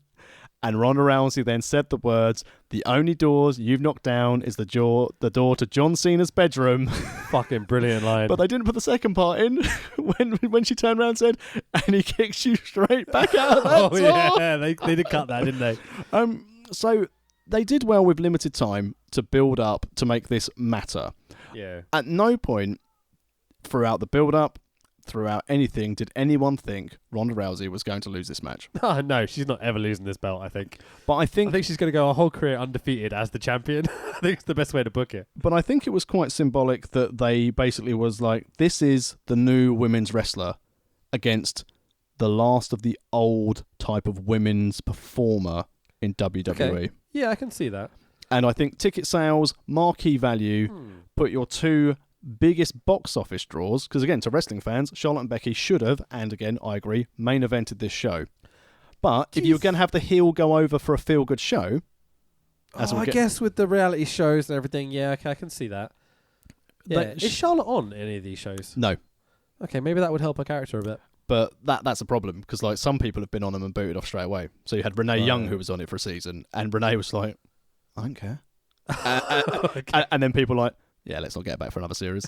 All right, but away from Total Bellas, after our wonderful... We have our entrance for Nikki and Brie Bella. I have a question. Oh, fire away. Do the Bellas have the joint worst theme musics of all pro wrestling? And you can look, but you can't touch. Like, they're both horrible entrance themes. But I think that helps their bitchy, heely characters, doesn't it? Yeah, totally. You don't want nice theme music. At least it's the same thing you're saying about Becky Lynch. You don't have good music for your heels. Mate, Ronda coming out to I don't give a damn about my bad reputation, ding, ding, ding, ding, ding, ding, ding, which is just fucking awesome. So happy they got the rights to this music to do this. Yeah, Triple H again did like with CM Punk's with Living Colour for that one. She was like, I'll sign if I can have this. It wouldn't have been the same without it. Like Rousey coming out to that music is essential. Yeah, I agree. So the Bellas come down the ring with their big flag, which I liked. I like a flag. Yeah, why not, mate? No flag, no country. Cheers, Eddie Izzard. And we've got then our Ronda Rousey entrance. The crowd erupts. Yeah, she's super over. I mean, don't get me wrong. They popped huge for the Bellas. Yep. It was about 50-50 for the Bellas. There was lots of women excited to see the Bellas, which I was genuinely surprised by. But again, it's the reality TV show fame and stuff, I think, helping as well. But yeah, the pop for Rousey is immense. Before we go into this, and again, while I joke about this, I don't think people should underestimate the impact that Total Divas and Total Bellas had on this women's revolution and evolution now, or evolution now. So many different ways. Evolution! Shittest rhymes ever! Because, as you said, a lot of people in the crowd cheering for Nikki and Brie Bella because they watched the TV show. And the reason why I think a lot of the Give Divas a chance is people would start coming to shows and seeing people like Naomi, they'd see people like Natalia on these shows, and they want to see more. They want to see them have a chance to be as good as the men. And when they're cutting that promo to Rousey saying we've knocked down all these doors and stuff, I don't doubt it at all. Yeah. So they did a lot of good. They did a lot of bad as well, in my opinion. Yeah. But they've persisted. They've trained. They've got better in the ring. Their characters are good. Their TV shows are watched a lot. Like, they've survived on E for fucking ages. I mean, when your TV show's rated higher than Impact Wrestling. Yeah, dude. Totally. Yeah, absolutely. That's all right. But let's get to the nitty-gritty. As I said, this match, I didn't expect to go as long as it did. I didn't get timings down for this one, but whenever they book Rousey, I always think she's going to squash them in 14 seconds because that's what her MMA career was, and I always think they're going to play off that. Yeah. I thought they booked this brilliantly, I'm going to be honest. It was much better than I thought it was going to be. Yeah, I think that's the general feedback as well. So we've got Ronda starting, taking the challenger down, basically toying with her. She's like, I can put this armbar on you whenever I want. Proper taking the piss. And basically, like, I'll do this, and slapping her about, like pushing her in the middle of the ring. It's like, go back to your corner. But then, as we'd expect, a bit of twin magic comes in, and like Brie distracts Ronda, allowing Nikki to seize control. And so she grounds Ronda and applies a sleeper. I like the fact when she tried to do a double leg on Ronda and Ronda just rolled her over as well. I thought that was quite a nice fucking touch. Great, yeah. So she threw Ronda Rousey into the barricade when they were on the outside, and then threw her face first into the ring apron. How good was Rousey's sell? Absolutely amazing. She whipped her head back like crazy. Yeah, like, proper like whiplash reaction. Yeah, absolutely outstanding. I think Ronda is getting so good in the ring. Yeah, her selling's really, really good. She's kind of using really cool judoka moves and stuff. Not stuff that you really use in a real fight, but is legitimate. But like, really outstanding. I really love her moveset. I think she's really developing. Different, but pro wrestling, not MMA. A couple of cheap shots by Brie on the outside, and then Nikki Bella applies the abdominal stretch, bringing it back. She's learnt a move. And she's working over the midsection. So again, she's working a body part. So again, that's good. The way you said she learnt a move, that tickled me. Alternating chance at this stage between Bella and Ronda. Yeah, I mean, Rousey's still, I'd say, 60-70% more, but yes. So at this stage as well, Nikki Bella sets her up for a superplex. Bit more interference from Brie. Rousey caught Nikki off guard and tried for a crossbody. Bella moved out of the way. And again, champion crashed to the mat. So again, and the selling, the pain, the move, very, very good. You could book Rousey as this robotic monster, and I'm really happy they haven't. No. Because she is still a dominant queen or however you want to put it, but she has learnt how to sell. They could have Goldberged her easy. Yeah, but then where's the payoff? Exactly. Yeah, they've learned from other people's mistakes and shit. And I think Rousey wants to put other people over. She wants to make other people look good. Definitely. She seems like a team player, Bella tried with a baseball slide. Rousey pulled herself out and out of the way. Kick attempt by Bella and countered. Rousey puts both Bellas on her shoulder and delivers some kind of Brazilian throw. Fucking A, yeah. Barrage of right hands just basically raining down on her, mounting her and walloping her in the face. No, not holding back in any way. She started basically ragdolling Nikki Bella around the ring, and then clearly at this stage you're like, yeah, she's really out of her depth. She's absolutely out of her depth. Yeah. Nikki tried to escape through the crowd, but got away from it. Brie Bella again gets involved. Ugh. But in fairness, she responded by throwing Brie right across the commentary table. That's the story, isn't it? Yeah. You know, Rousey's going to beat the shit out of both of them, and they need to double team her to do any sort of offense in. But what was nice here, as soon as she came back in, and then Nikki Bella hit that really, really good Alabama slam. Yeah, fucking At that stage, I was like, best move she's ever done. Which, again, it sounds like I'm taking the piss, because this is easily Nikki Bella's best match. They booked it brilliantly. It probably is. Yeah, I can't think of any other matches she's They had, hid her to be negatives. honest. They emphasised her positives. Yeah. Rousey then lifts her up for Rack Attack 2.0. Bella, don't call it that. That's that what it's called. Fuck's sake. That's what it's called. All right. Only for Rousey to kick out at 2, so kicking out to finish her in the main event. Rack Attack 2.0. Shut up. Are you goofing to make sure it's right? I know. Rack Attack 2.0. And then with Bella perched on the ropes, Rousey ran over, pulled her back into the middle, locked in the armbar, tap, tap, tap, tap, tap. Nikki Bella sells her wrist. Yeah, she does, yeah. And then after a tap-out victory in the main event of the first ever women's pay-per-view, Ronda Rousey stands tall. Commentators put over. Ronda Rousey does the thing I hate and goes and sucks the face of her disgusting husband at ringside.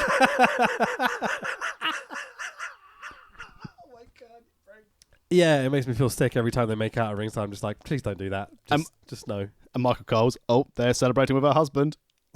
Celebrating. Yeah, celebrating. Sticking their tongue down each other's throat in a His kid's bone is show. going to knock down the bloody guardrail. Oh, so stupid. The WWE is obviously orientated at kids mostly. Like, this is a little bit much maybe. Like a kiss, yeah, fine, whatever. Yeah, this was like Lita Edge sex show. They like suck making out, face wasn't it? every time she has a match. I'm like, come on. He It's the inhaled. one thing about this, I'm just like, no, please. He inhales her, and also it didn't really sell that. I've had a tough match. I'm just going to go snog my husband. All right, babes. Yeah, it's what it is. But when she was exiting the ring, and this was the nice thing to see, the number of young girls who are in the crowd trying to like slap hands with her as she went up the ramp, and I thought that summed it all up.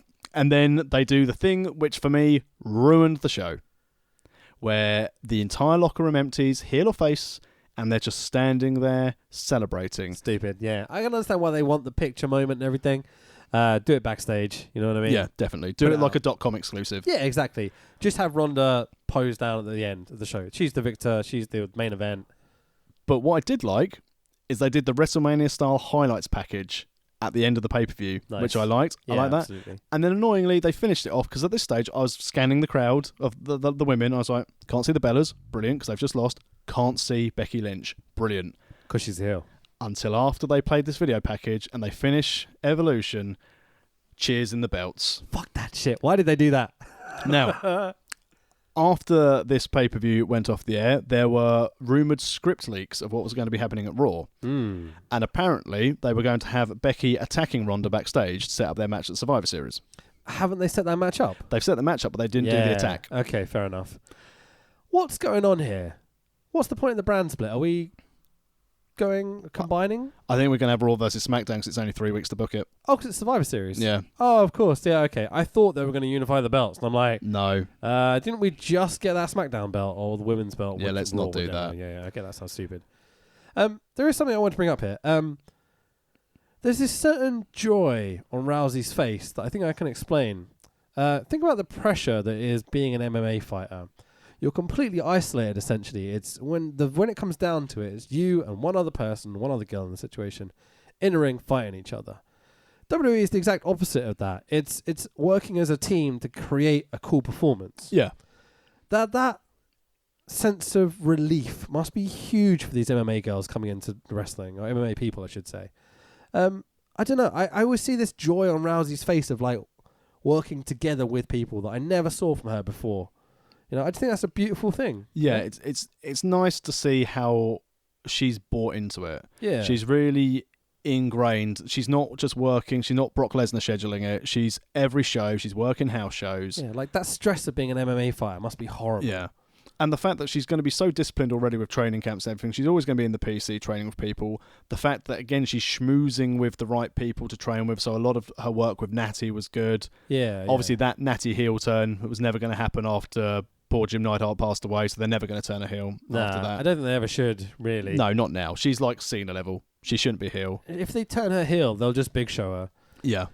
She'll be flip-flopping for eternity almost, Yeah. you know. Just keep her as a face. She's established as a face. We all love her, you know. She's never going to be the champion, in my opinion.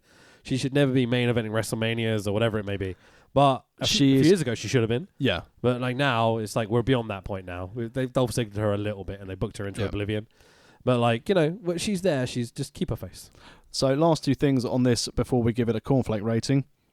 Because they're going with Becky versus Ronda at Survivor Series, I'm pretty certain, especially now Roman Reigns out the picture and they can't go for a Shield triple threat at Mania. Yeah. We said it on one of the early pods. Charlotte versus Ronda Rousey is going to close WrestleMania. Fuck yeah, it totally should.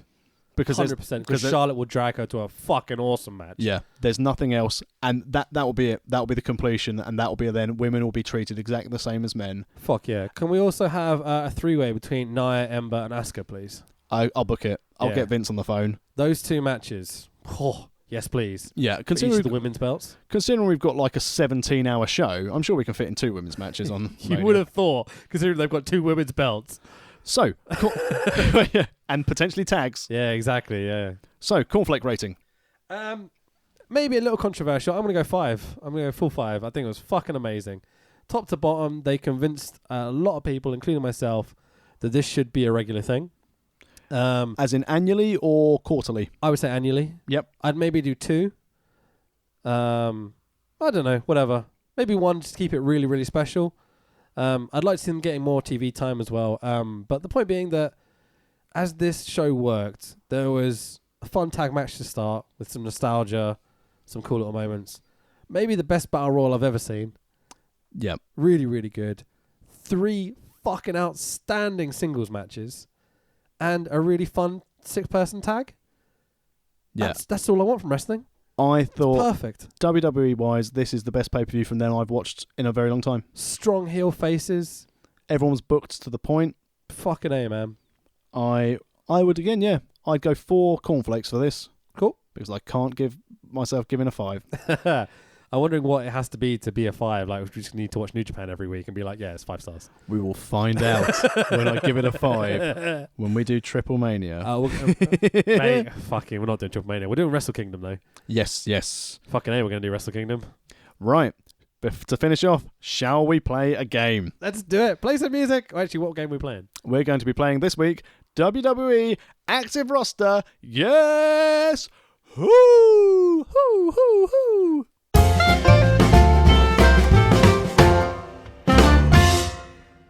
So, are you going to pick first this week, or am I going to pick first? I am going to pick first. I have some rule changes I'd like to do. Fire away. I think it would be a better game if we tested our knowledge of the active roster without looking at the roster. Because we used to play it as in we have the roster in front of us. Yeah. And you just eliminate people, blah, blah, blah, blah, blah. Yeah. I think it'd be better if we test our knowledge just through memory. Okay, fine. Considering I don't currently watch the product, this is going to be hard. That's fine. I have picked a wrestler. Okay, the other caveat I want to change, instead of 15, we'll do 20 questions. Jesus Christ, how long have we been recording for? 10 questions it is. 10? Yeah. I'm not going to get it in 10. Okay, I will try it in 10, okay. Male or... Is this person a man? Yes. It is a man. Okay, cool. Are they American? Are they an American citizen? Yes. Okay. Yes. So we've got a potentially American man. Okay. Are they... Oh, I don't even know who the current champions are. That's a bad question. Are they in a famous tag team? Yes. Yes. Okay. Said dubiously, though. Let's not say overly famous. Okay. Do they have blonde hair? No. Okay, that eliminates a whole bunch of people. A man who's kind of American, who's kind of in a tag team. Oh, no, he's definitely in a tag team. Okay, has he been a world champion? Singles or tag? Singles, like world heavyweight champion? No. Okay, no. Okay. Is he Caucasian? No. No. Is he obviously black? No. Okay, it's not obviously black. So how many questions? I guess the 3 guesses, right? Yeah. Oh, fuck, I've got no idea who it is. Which don't take up your questions, because you can have 10 questions, 3 guesses. Okay, that makes sense. All right, Yeah. okay, yeah, let's do that.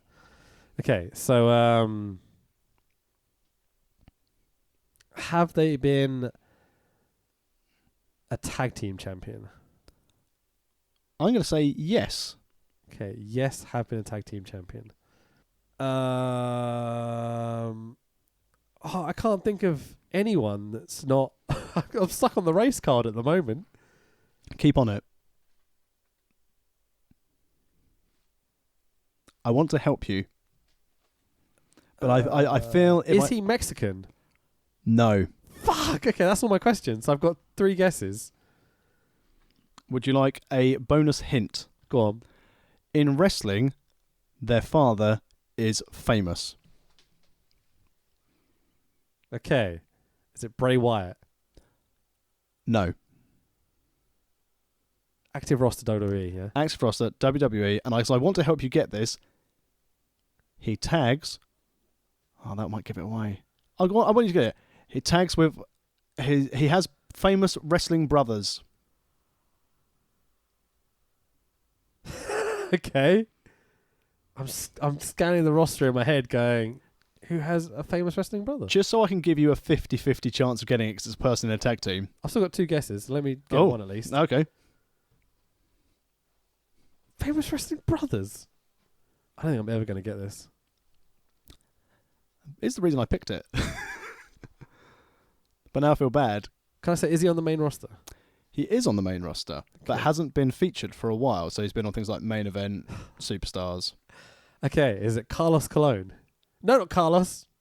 Mini Colon, whichever one he is. There are 2. Oh, for God's sake. What's his name? What are the 2 Colon brothers? I don't even know their names. Is it one of the Colones? You've run out of guesses. You can only give names. I think I'm done, yeah. I think I've lost. It is one of the Colognes. Okay, was it? It's Primo Cologne. Ah, cool. I should have known his name, to be fair. Nice shout. It was a good pick, man. It's difficult to guess. I fear I'm going to get tonked for this one now. It's all right. All right. I've got one. Let's go for it. Okay. Your turn. Is this wrestler female? No. Nah, crap. Is this wrestler black? No. Has this wrestler been a former WWE/Universal champion? No. Have they ever held a title in WWE? Across everything, yes. Ooh. So that will be including the next. Yes. That's another question. No, I don't think that counts because I basically said that. It's all right. Okay. 4 questions down. Is he an island boy? No, he is not an island boy. 5 to go. 10 questions is not enough, by the way. Yeah, it is. It's fine. It's fine. Have they wrestled in New Japan? No, definitely not. Okay. Have they wrestled in Impact Wrestling /TNA? Nope. NXT belt. Not Samoa Joe. Not Finn Balor. Because he's not wrestling in New Japan. This is my process of elimination. It's the bulk eliminations to start with. You know, once you get one, you can kind of zone in. Was it the NXT tag team titles they held? It was. Main roster NXT tag team title. I'm going to have a guess. Is it Connor from the Ascension? It's not. 2 guesses left. 2 questions and 2 guesses. My OCD is very happy that it's 2 of each. Tag team champion, now on the main roster. Hasn't had.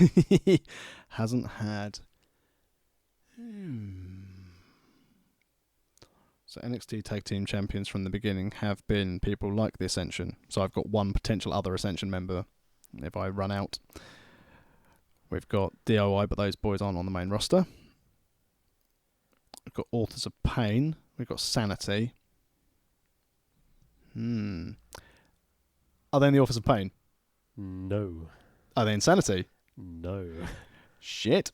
No more questions, but 2 guesses. Okay. Is it Victor from the Ascension? No. Oh, no. 1 guess left. Excellent finger choice, by the way. NXT It's my middle finger for those Tag of you Team listening. Champion. Not held a title on the main roster. We didn't establish that, but I will give you that. No, he hasn't. Well, you said across all of WWE, and then you said NXT. I see, yeah. That's a process of elimination. Yeah, that's good. NXT. Pay attention, I like it. I do my best. I kind of fluff my way through this game usually. I'll give you this. You're right about tag. It's either Jason Jordan or Chad Gable. And I need to guess which one's right. You've only got one guess. I know, shit. I'm so close, it's like battleships. I've got one chance left. D7. Fuck it, Jason Jordan. It's Chad Gable. No! You got there though, man. I'll give it to you. I'll give it to you. Very well played, man. I won't say anything more too much about anything because this podcast is long enough as it is. So, next week, we have a guest and we have a very special show. We have a proper guest. We have a man who's... Not any disrespect to the people that have been on the pod already, but this man, yeah. Yeah, fuck you, Mark Blake. I love you, Mark. I don't. Yes, you do. Shut up. Of course I do. No, we are going to be joined next week by a promoter from the Southeast Professional Wrestling, Mr. Wicked, a very experienced man in professional wrestling and also training a full academy of very talented people such as Meathead, Will Power. You might have seen some of their stuff if you followed us on the Twitter. He's going to be joining us doing the Wrestling Channel's International Showdown from 2005. You know what the Wrestling Channel was. You probably heard about it from Colt Cabana on his podcast because he's talked about it a few times. But there was a TV channel in the UK that did a super show and they just used to broadcast professional wrestling. But I seem to remember this show, but I can't vividly remember it. I have a warm, fuzzy feeling inside with a mixture of UK talent. People from Pro Wrestling Noah are over. Do you know what year it was? 2005. 19th of March 2005. So it's a dark day for British wrestling. Interesting time period, yeah. Which for sure. I thought would be quite good having a man who's in and around it at that time. Absolutely. To come and pass his wisdom. We ummed and ahed about what show Mr. Wicked... Do you want to call him Mr. Wicked? Yeah, Mr. Wicked. Okay, Mr. Wicked was going to come and do with us. And this one seems an absolute doozy. I think so. Yeah, I think he'll have a lot to say about it. And I look forward to embarrassing myself in front of him as well, so that'd be fun. So, Spud, what's he ever done? So, how do you do that finger snap, Dax? I'm not going to tell you. Callback to episode 1. Look at us. Where can people find you on social media? Mine's Rich Be Thy Name. It's on Twitter and Instagram, the only two things I really use. How about you? I am at the Tex Williams on both Twitter and the Instagram. Obviously, phone. Don't phone us. If you've got a number, 07. No, don't do that. If you've got a number, that's something's gone wrong. Also, follow the Twitter of the pod, which is World of Rest Pod. Yeah, that's where most people seem to be contacting us at the moment, which is so good. We've got greatly appreciated. We've got a Facebook page where we share things, but yeah, again, just search World of Wrestling Podcast. You'll find us. And for all of our links to our archive, worldofwrestlingpodcast.com. Yep, if you want all the links to Stitcher, iTunes, and about a million other different iTunes podcast apps, we're pretty much on everything now. So just search World of Wrestling Podcast in your app, and if you don't find us, I would be shocked. Good show. Thanks very much. Yeah, cheers, man. Thank you very much. Bye. It's a pleasure. Evolution, it's in our hands. This is a revolution. You had us, come with me.